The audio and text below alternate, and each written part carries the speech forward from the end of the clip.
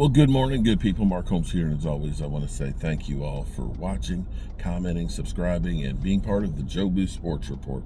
Without you guys, as well as you ladies, you know that this literally does not work. Hope everybody's having a great day. We are post-draft. The draft weekend is in the books.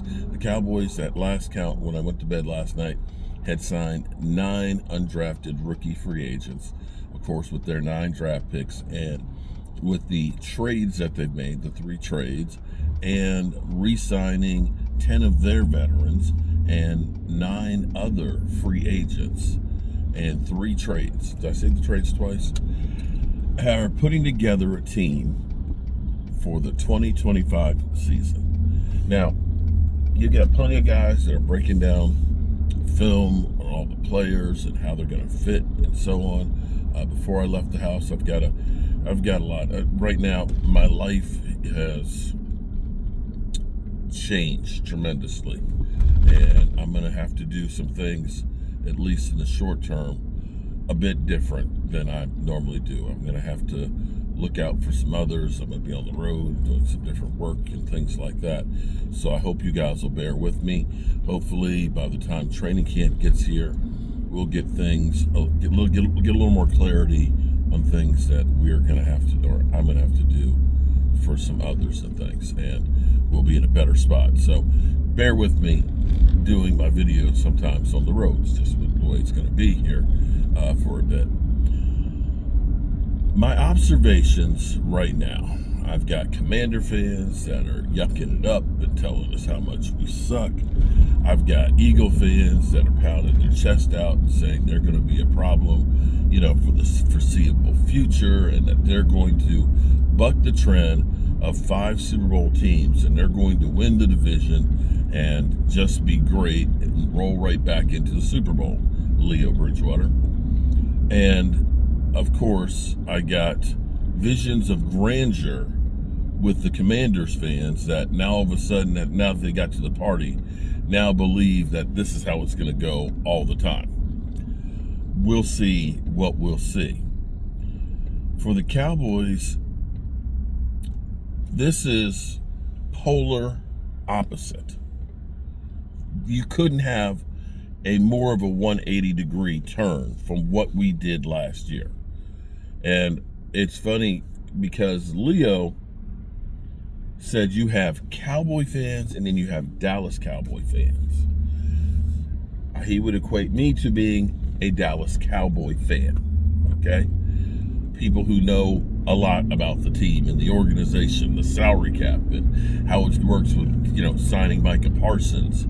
That getting Micah Parsons will give us more cap space, as opposed to the Cowboy fan is casual and basically listens to ESPN for all of their news on the Cowboys and may not necessarily know exactly what they're talking about. You understand? Okay. Does that make any sense? Okay.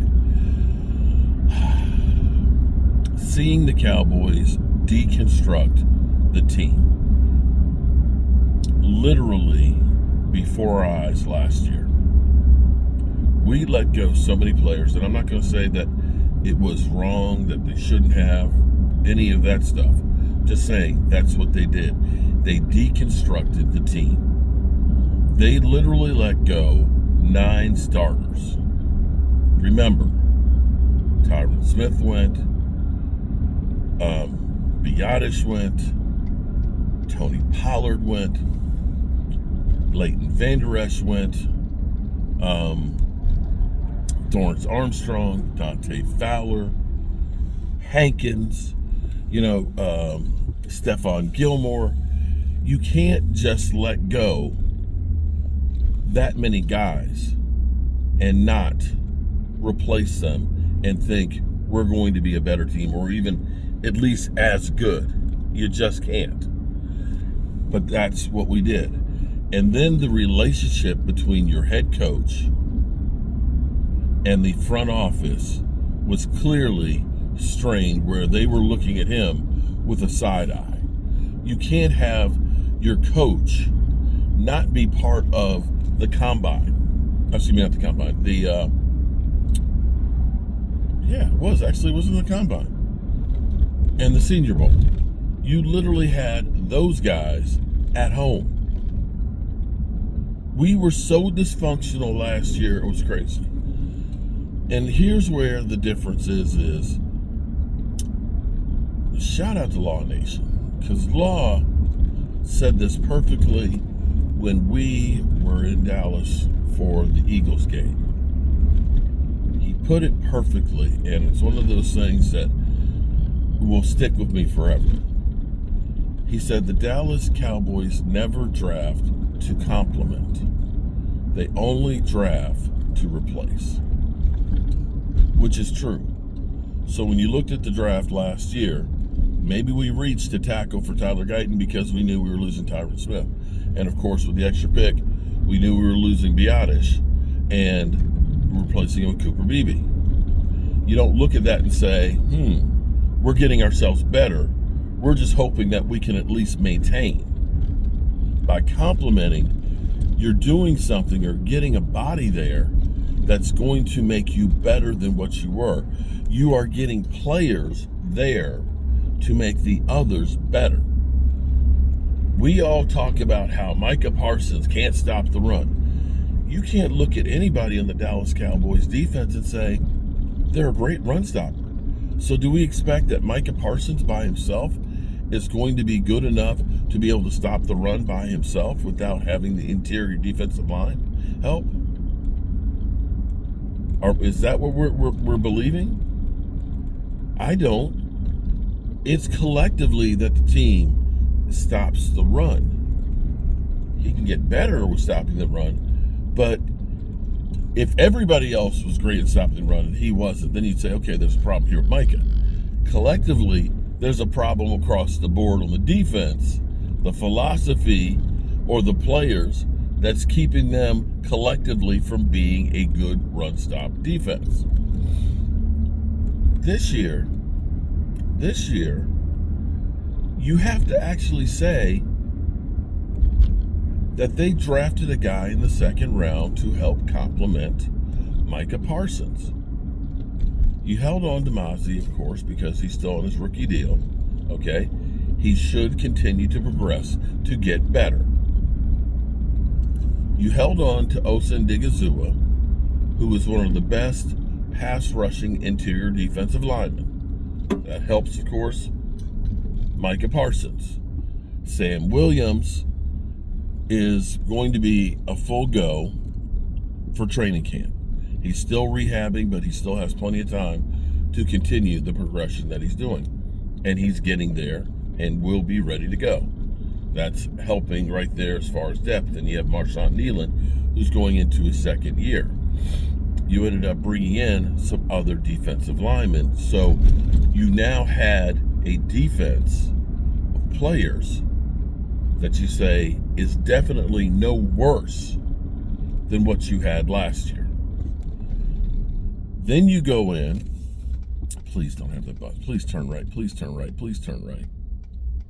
I don't want to be behind, I'm on the back roads. And if I'm behind a school bus on the back roads, they're going to be stopping every which way. Okay, be that as it may, I got to get a digger, a one-person digger, and unfortunately the rental depot that I go to doesn't have any, so I've got to go to this one. Thank you, they're going the other way. So you then go out in free agency and you get Dante Fowler, who definitely right now is an upgrade as far as a pass rusher and experience. So just looking across the board at that, you're in a better position than you were last year. Then you had a guy who was rated as a first round talent, right? And Donavan, I'm going to call him Donavan EZ because I can't pronounce his last name, who is another guy who can bend the edge. He can bend the edge,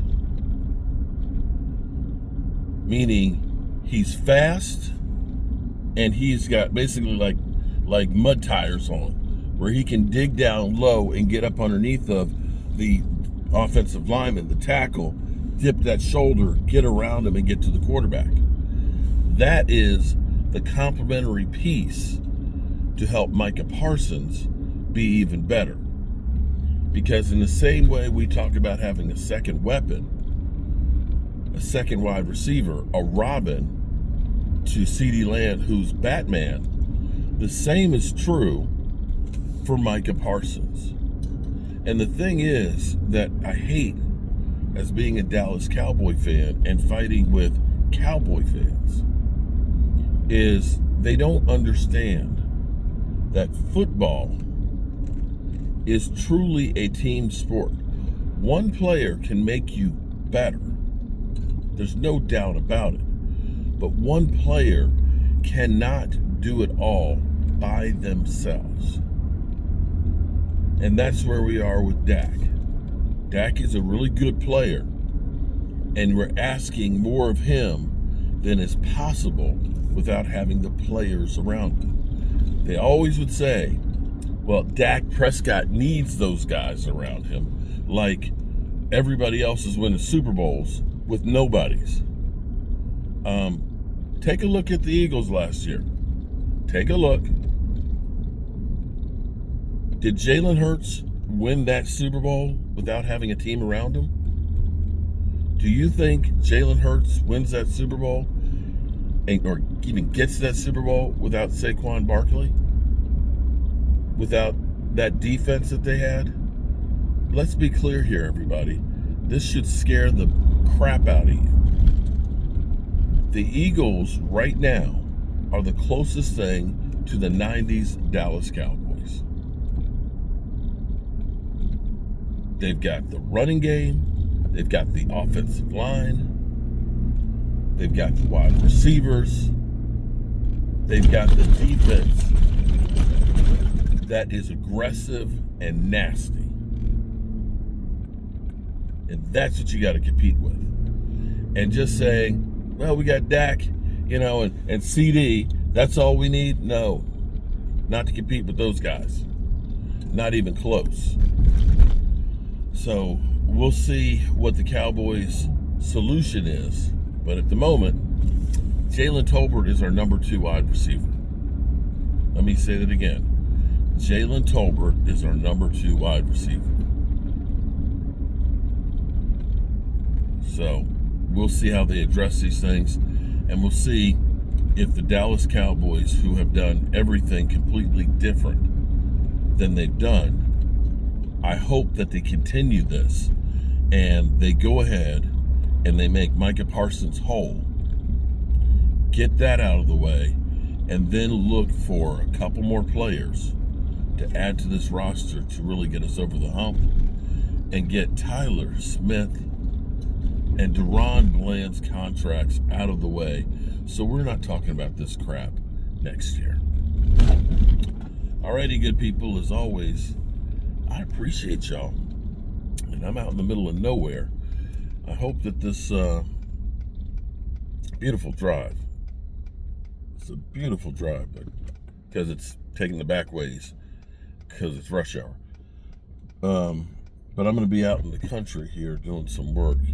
And unless they put a new cell tower up since the last time I was there, you may not be seeing too many videos from me, and I may not be getting too much news on the Cowboys. I haven't been back through here in forever. Forgot about how bad this is.